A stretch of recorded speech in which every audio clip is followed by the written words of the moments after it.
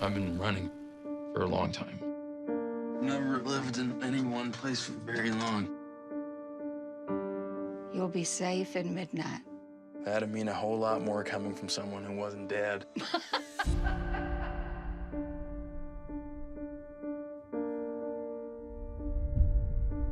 No family, no friends. He's running from something. Then he'll fit in just fine.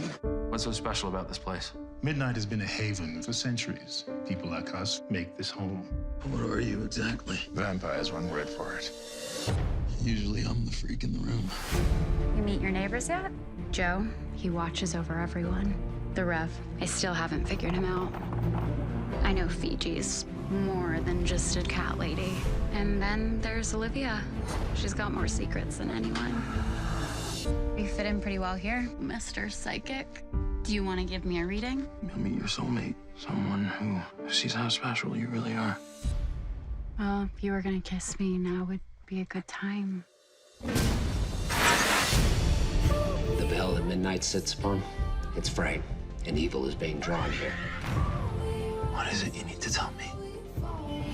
We need to stop whoever did this to you.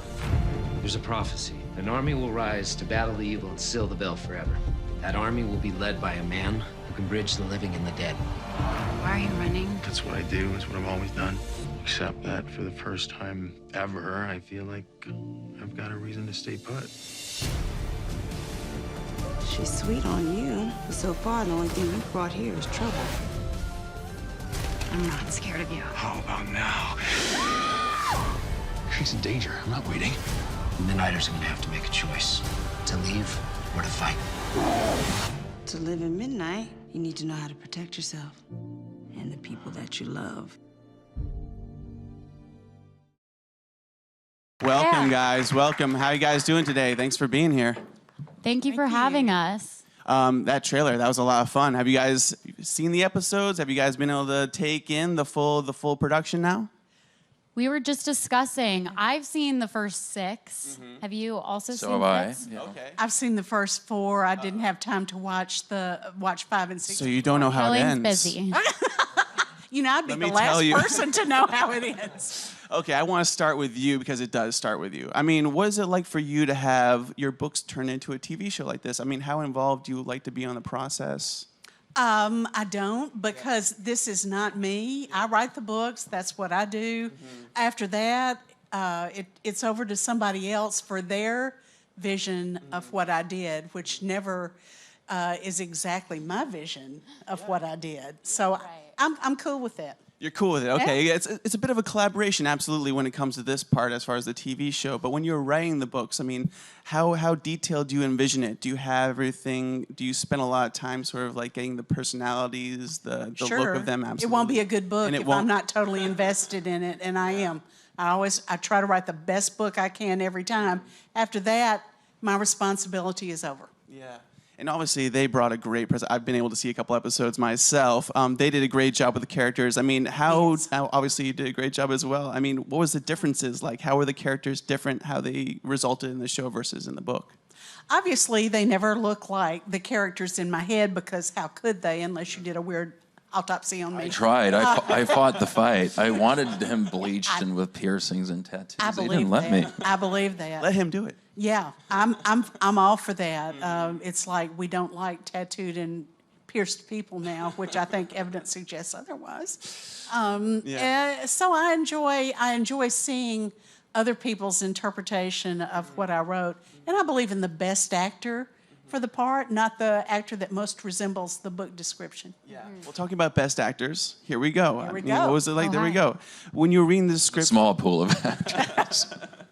I want to get your guys' vibe on, you read the scripts, obviously. Did you guys go back and read the books? Obviously, we don't have to tell Charlaine, but you can whisper. Yeah, I listened to the first book on tape. Charlaine, how does that make you feel? The audio recording. You like it? Yes, is it- Okay. yes, I do. Yeah, I listened to it, and my character leaves after the first book, so I was like, oh, I want to be surprised for the rest of them. But it was fun. I feel like maybe it was the way the woman was reading it, or I don't know. I felt like Creek was like a little shyer and more timid in the books than she is in the show. Yeah. How about you, Francois? Yeah, I read the first book, and then I stopped because after talking to Monica, the creator of the show, she told me that we were going to use elements of the first 3 books in the whole season, and it might get confusing because things don't really happen in the right order in the show, and sometimes you also grow too attached to certain plot points, and then you sort of have to grieve over them when they're not in the script, and I mean, I think the first book for me was enough to just dive into the richness of the characters and explore it from there. Yeah. And talking about those characters, I mean, when you're looking at the scripts, was there one description or one point that they made that you really attached to as far as your characters that really helped you build Creek? Well, Creek wants to be a writer. She has big dreams. She's responsible for her little brother and protective over him and has 2 jobs in town. She's independent. And then she's really confident when, like, some bad boy comes to town. She just, like, talks to him right away. And I was like, whoa, Creek's really cool. Yeah. I want to be like Creek. Yeah. How about you? What was the question? Oh, just, was there a piece of description of the character that you really keyed into to create him? What I like both in the books and in the script is that Manfred is a deeply flawed character for a lead, and I think there's because I'm the lead. That's not what I heard. Charlaine? Charlaine? No, it's a big ensemble of great characters. But I that's what I sort of wanted to tap into, and he is poised to become a hero and a savior, but he's very reluctant to do so, and he's in immense physical and emotional pain after those hijackings, is what they're called, when ghosts possess his body. And so I really fought to keep as much of that as possible, so that the character wouldn't just be this sort of slick Yeah, it's one of those things where, I feel like the character, you're acting in this first scene, it takes you by surprise. I don't think we're giving anything away that you get hijacked, you get possessed pretty early in the show. What's it like to act that out? I mean, obviously, there's nothing that could prepare you for that. I mean, did you go back and watch old movies, or did you have your own interpretation? Oh, I've watched enough of those. I'm a big fan of genre films, but it was a bit of a leap of faith because you don't know what the special effects are going to look like, but at the same time, there's an incredible freedom to that because you sort of get to dictate what they're going to have to do around you to make that believable. So I wanted it to look physically painful. Yeah. It does. It doesn't look fun at all. No. I don't recommend getting possessed by a ghost. And didn't you have to do that in your audition scene too? I did not. You didn't do the possession? No. Oh, wow. Then they took Did you do a a big possession? risk. Is that what you're saying? No.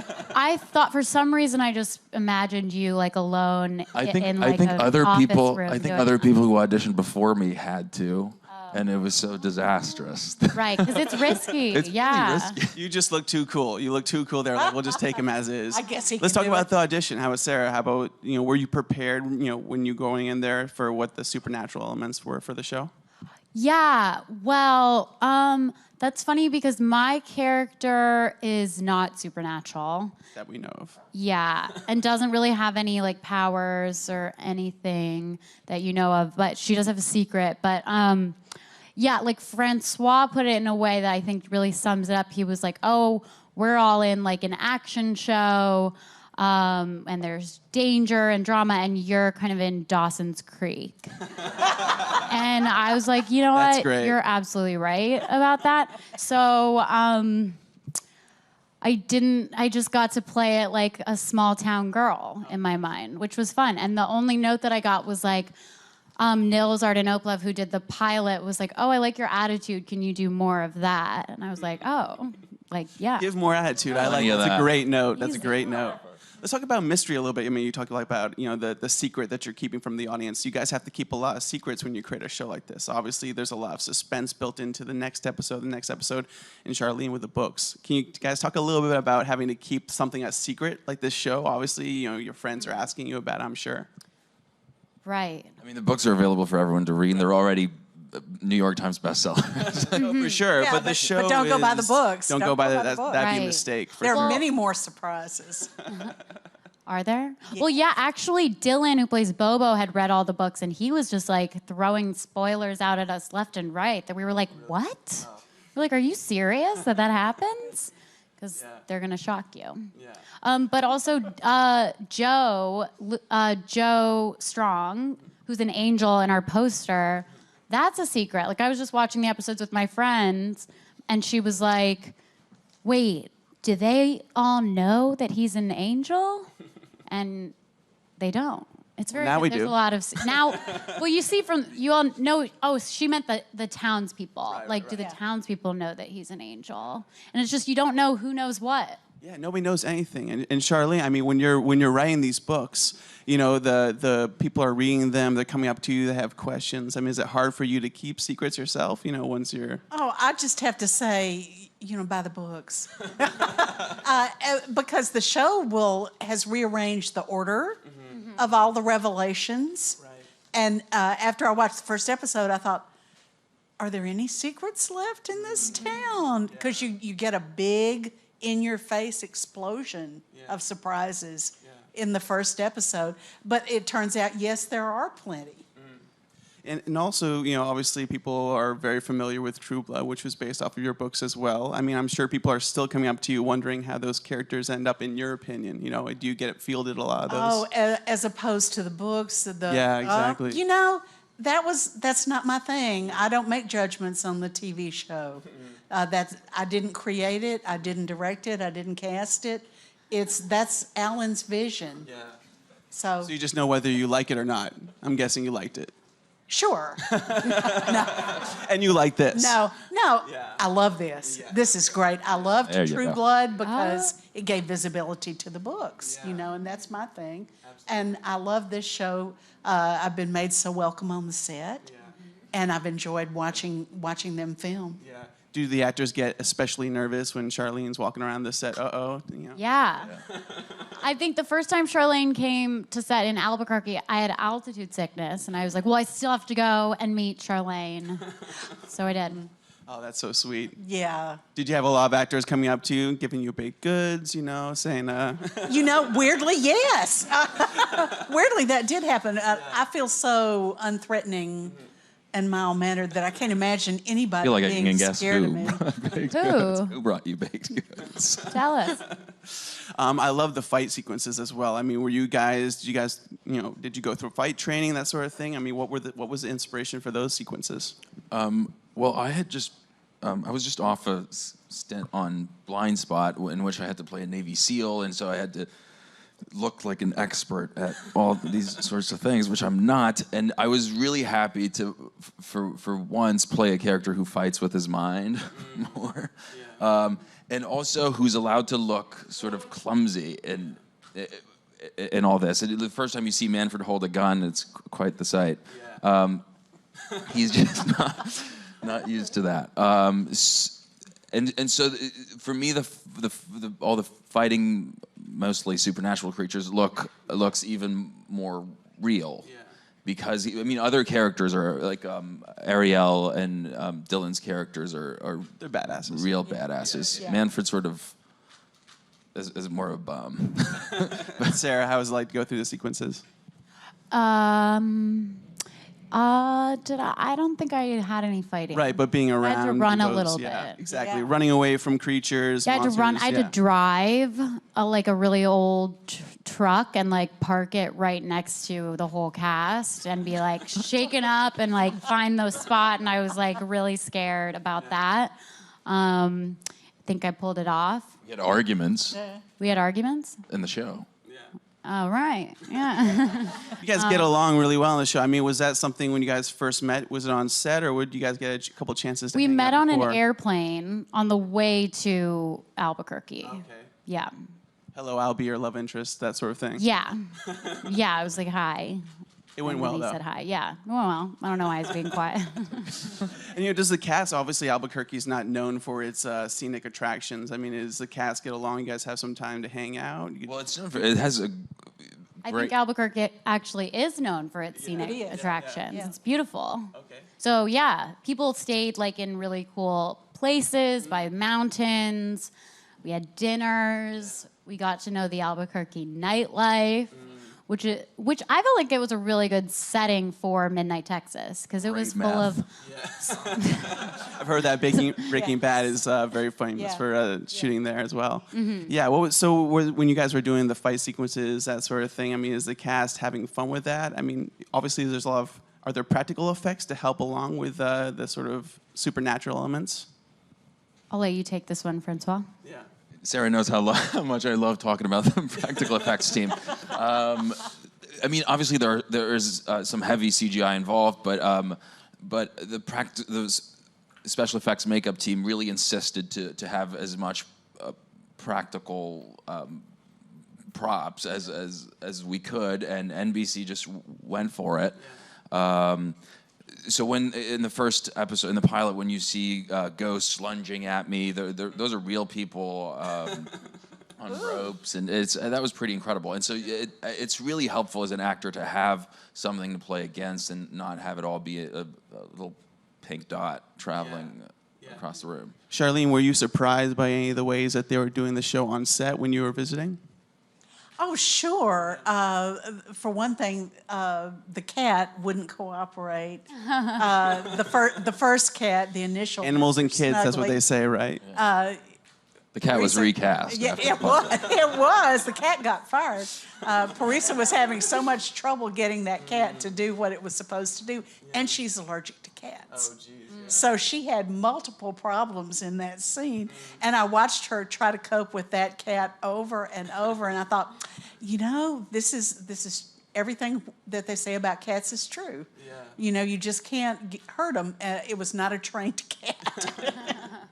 I mean, obviously, there's been a lot of supernatural shows out there, but the show's got a lot more going for it. I mean, were you given any inspiration? Obviously, you gave the Dawson's Creek note, but was there any, as far as the supernatural elements, were the creators like, watch this, check out these movies? Was there any inspiration for those?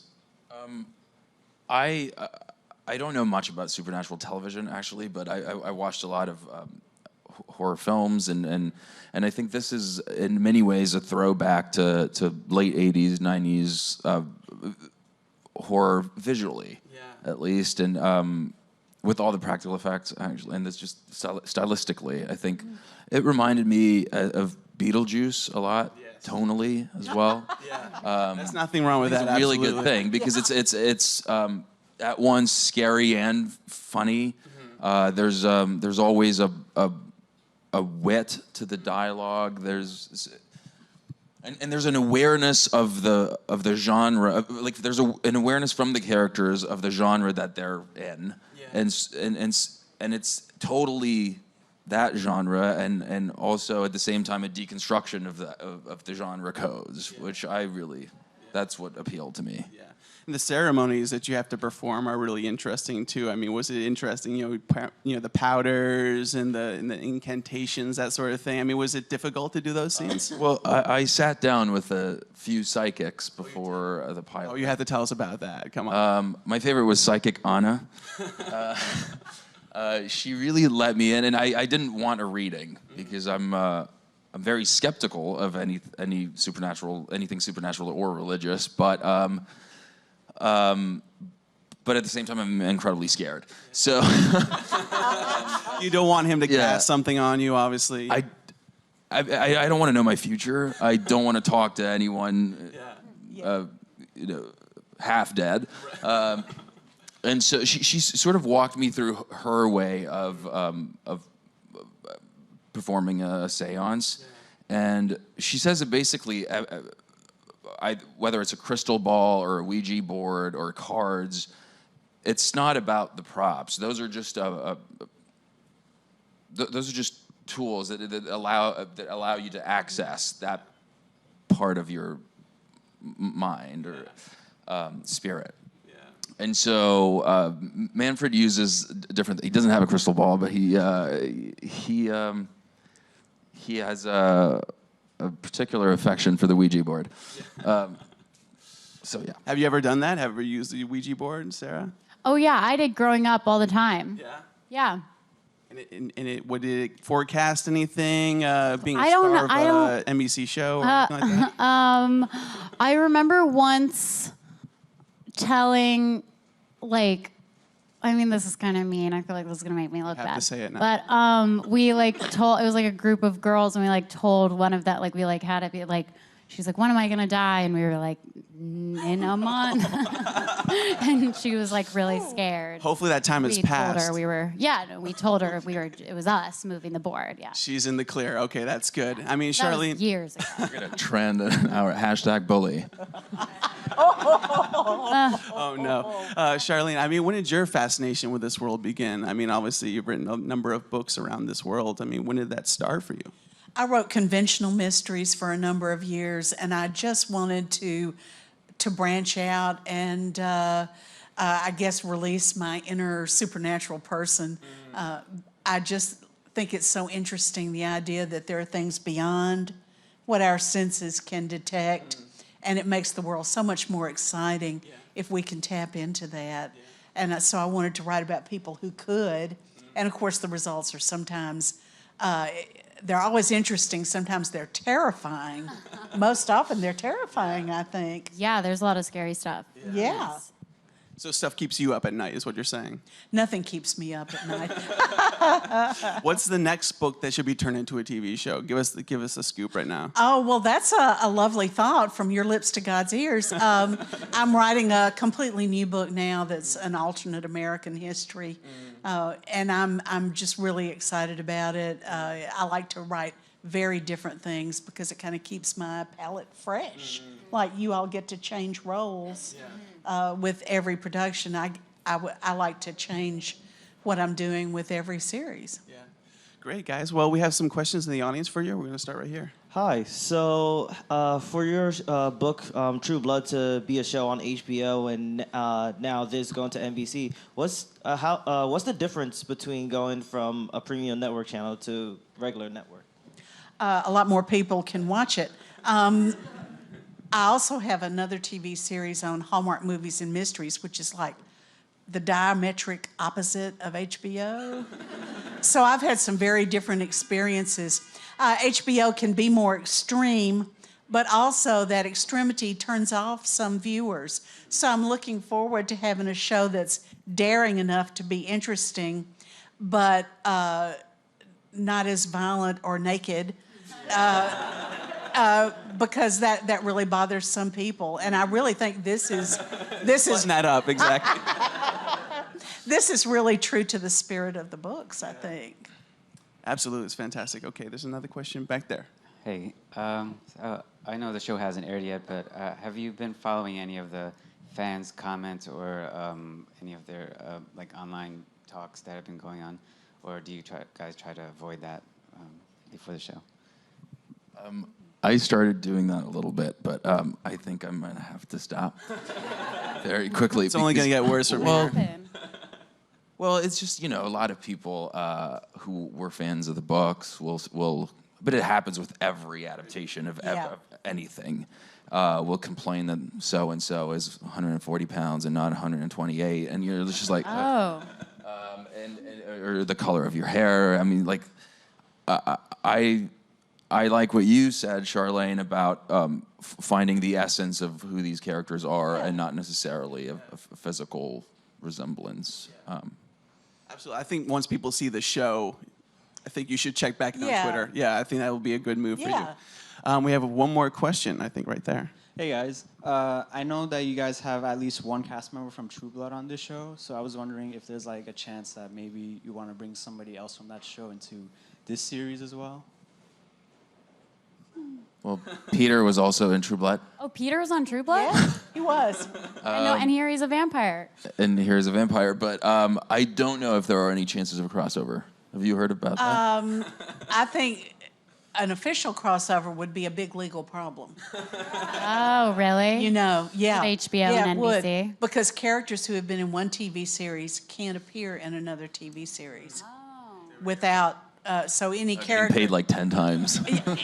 Any character that was on True Blood cannot be in Midnight Texas. Whoa. But the characters in the books that were not depicted in True Blood can be.